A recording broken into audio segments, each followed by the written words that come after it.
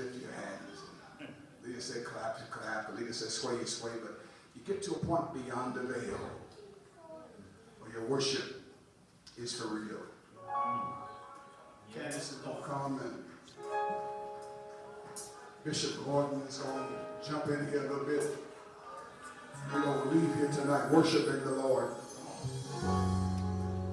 How many know if he never does anything else, he's always done? He's worthy of all the worship because of who he is. Come on, clap your hands, everybody.